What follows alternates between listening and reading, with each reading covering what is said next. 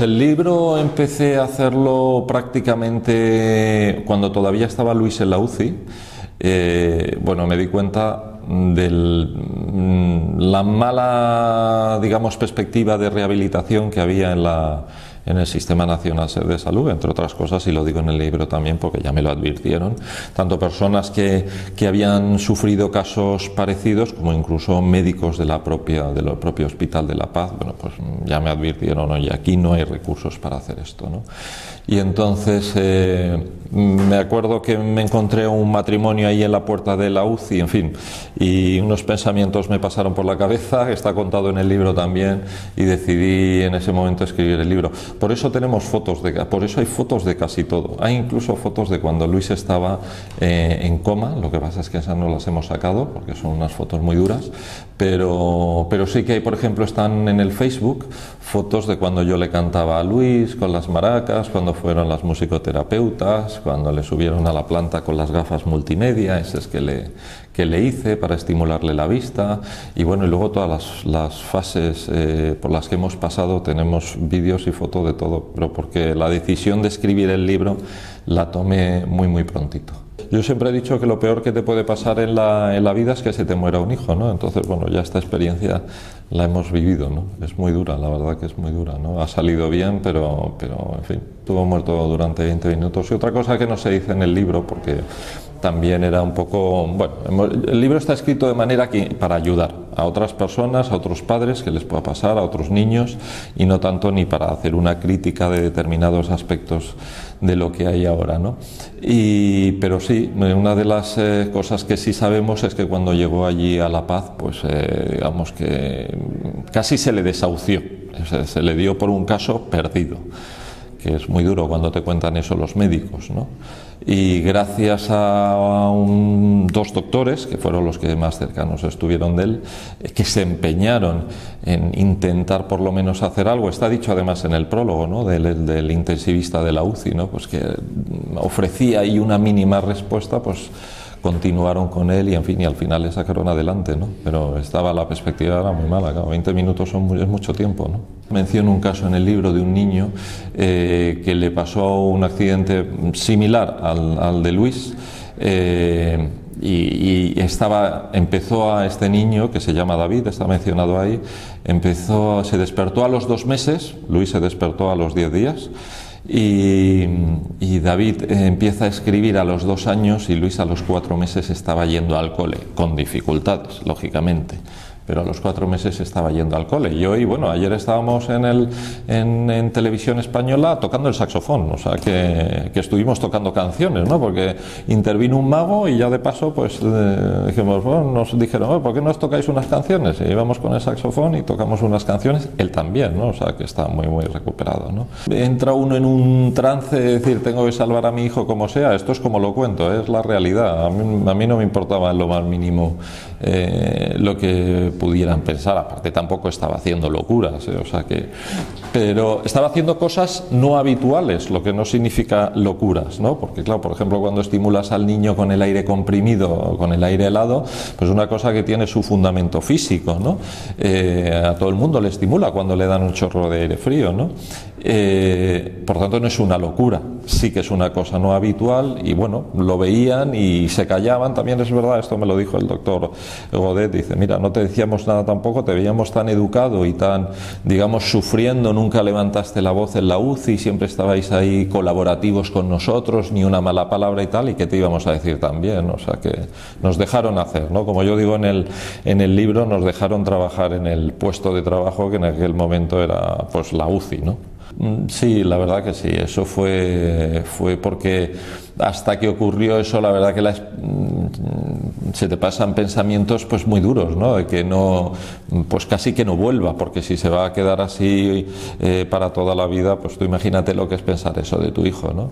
Y ya en el momento en que empezó a mover tímidamente los dedos de la mano derecha, bueno, ahí ya ves una luz y dices, algo está respondiendo. Y a partir de ahí pues ya se sucedió todo, ¿no? Bueno, eso fue el principio, porque esto ha sido un camino muy largo, ¿no? De mucho tiempo, una mejoría muy rápida durante los 6 primeros meses y después hemos tenido que seguir trabajando para seguir recuperando funciones, pero lo que digo, a los 4 meses estaba yendo ya al cole, cosa que es impensable, ¿no? Es decir, no, ahí fíjate, ahí sí que te diría que no, es claro, es una alegría, ¿no? Porque una cosa es que te muevan los dedos tímidamente y, en fin, y es una respuesta muy frágil, ¿no? Y otra cosa es que ya se levante como un energúmeno gritando y, claro, eso ya implica mucho más movimiento, ¿no? Más activación cerebral, muy diferente. Así que bien, muy bien, la verdad que eso vino muy bien.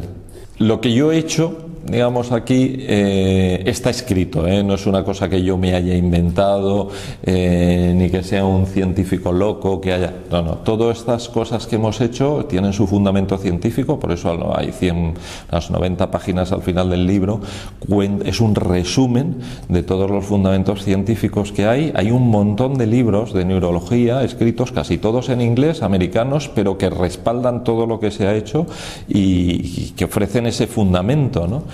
Por eso esa última parte del libro era muy importante, porque si no, pues cualquiera puede llegar a pensar que lo que ha ocurrido pues ha sido casi un milagro, una cosa que, en fin, un caso único, pero no, tiene todo su fundamento científico. Y si tú ves todo lo que hicimos con Luis y lo que está escrito en algunos libros de neurología, verás que hay un paralelismo directo entre cómo mejora el cerebro cuando tú, por ejemplo, haces ejercicio aeróbico, o cómo mejora el cerebro cuando haces un entrenamiento cambiante, en fin, y todo eso está escrito, lamentablemente no se aplica en muchos sitios, pero digamos ese conocimiento existe. Es verdad que en los últimos años ha evolucionado, es decir, se ha ampliado ese conocimiento, pero está. Pues efectivamente, relacionado con este mismo conocimiento que hay de cómo mejora el cerebro, hay un doctor alemán que lo que vio en sus experimentaciones es que cuando un niño, una persona cualquiera, mayor, adulto, quien sea,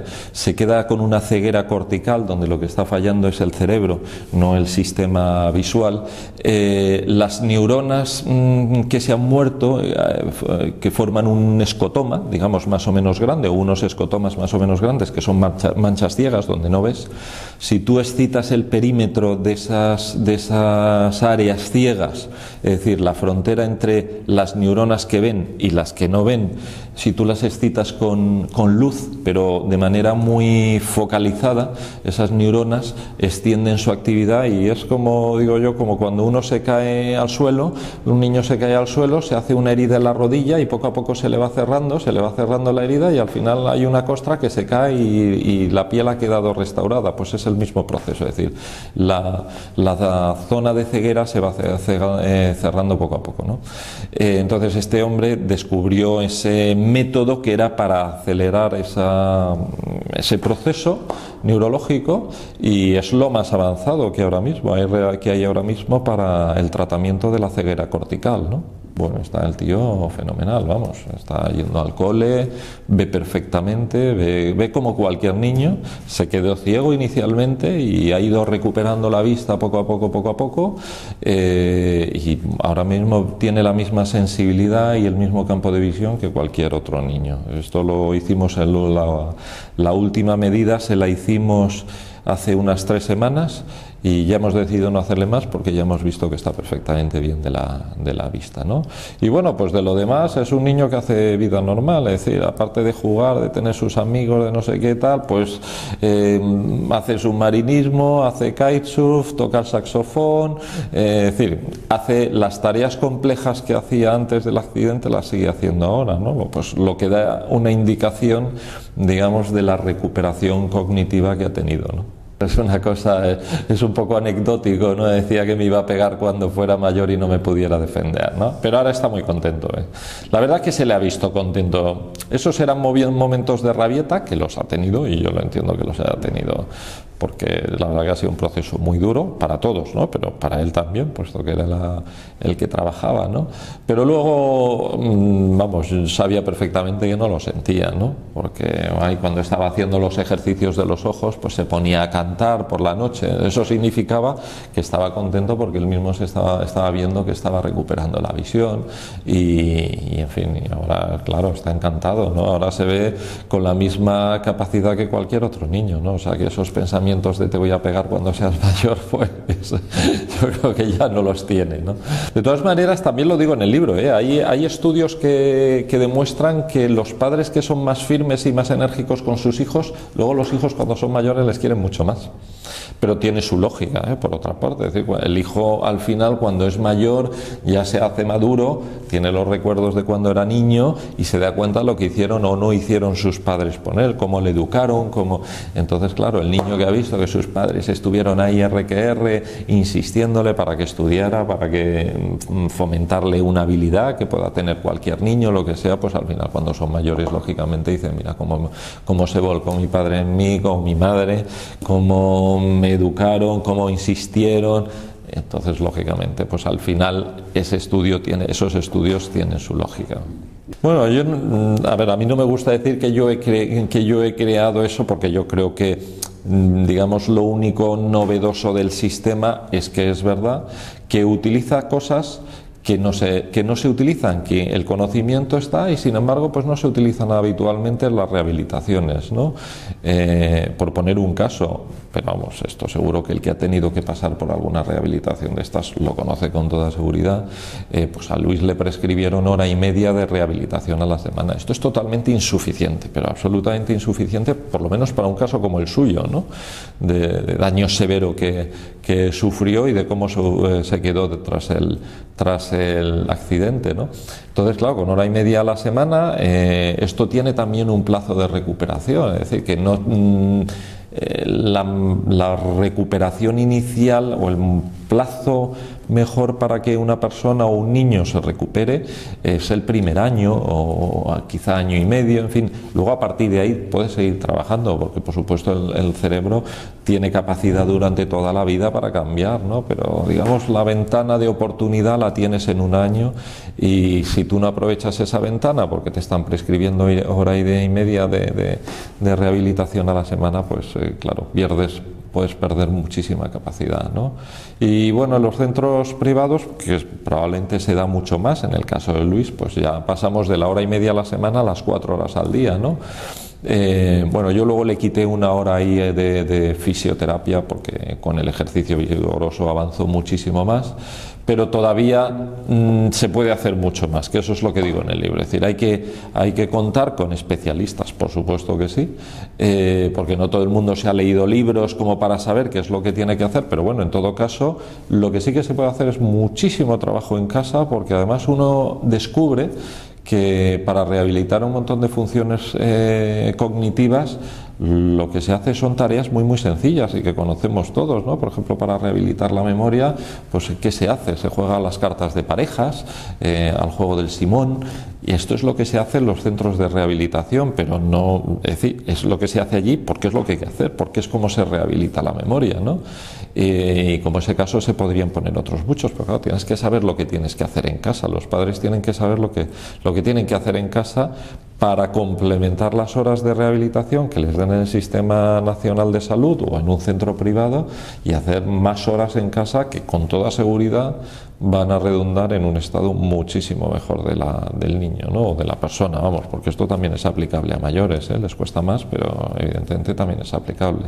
Claro, eso es, yo creo que es una deficiencia, está contado ahí en el libro sin ánimo de hacer una crítica ni mucho menos feroz, sino simplemente con ánimo pues de exponer las cosas con cierta objetividad, por lo menos en lo que a nosotros respecta, lo que nosotros vivimos, y que eso pueda servir pues, para mejorar en lo que se pueda, en la medida de lo posible, porque también hay un tema de recursos, lógicamente, aunque no solo, hay más cosas, pero bueno, hay un tema de recursos también, pues que sirva para mejorar en la medida de lo posible pues la gestión de todos, porque es una pena, ¿no?, de todos estos enfermos, pues es una pena que un niño de 12 años, pues claro, se quede digamos, con incapacidades, pues porque no le han dado una rehabilitación en condiciones, ¿no? Y porque los padres no sabían, cosa que, bueno, es más normal, que los padres no sepan de esto es más normal, ¿no? Nosotros hemos vuelto a la vida habitual, sí, sí, no... Bueno, es una experiencia que no vamos a olvidar en la vida, evidentemente, esto no lo olvidaría nadie.